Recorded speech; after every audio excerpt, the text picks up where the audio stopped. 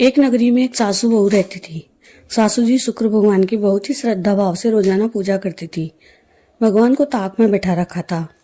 एक दिन सासू जी तीर्थ करने जाने लगी तो बहू को बोली कि मैं तो तीर्थ करने जा रही हूँ, तू मेरे शुक्र भगवान की सेवा पूजा कर दिया करना।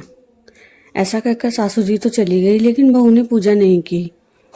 एक दिन सुबह जब बहू नहाने लगी तो शुक्र जी उसको देखकर हंसने लगी।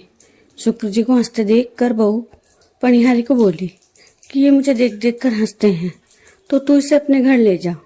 पनिहारी बोली कि मेरे घर में भी बहू बेटियां हैं, इसलिए मैं तो नहीं ले जाऊं, तू कहे तो बाहर गड्ढे में गाड़ दूं। तो बोले कि गाड़ देना। पनिहारी ले जाकर खड्डा खोदकर उसे गाड़ दी। उसके बाद बहू के घर का सारा धन खत्म होने लगा। उसके पति ने पूछा कि अपना सारा धन कहाँ गया, तो बहू बोली कि आपकी माँ तीर्थ करने गई है, तो वही ले गई होगी।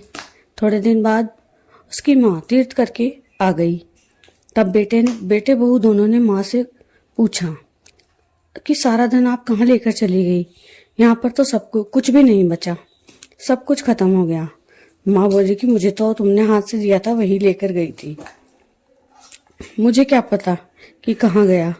इतना कहकर वह अपने शुक्र जी भगवान को देखने लगी तो देखा कि मूर्ति नहीं है।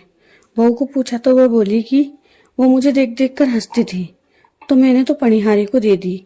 तब माँ ने जाकर पनिहारी से पूछा तो वो बोली कि मैं तो उसे बाहर गड्ढे में गाड़ दिया था।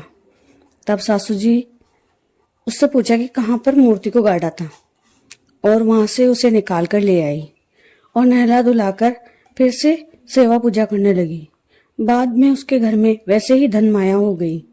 बेटा बहू बाद में बहुत पछताए कि हमसे गलती हो गई, अब से हम भी शुक्र जी भगवान की सेवा पूजा करेंगे और पूजा करने लगे। शुक्र जी भगवान जैसा बहू को दिया वैसा किसी को मत देना, जैसा सासू जी को दिया वैसा सबको को देना, हमारे सारे परिवार को देना।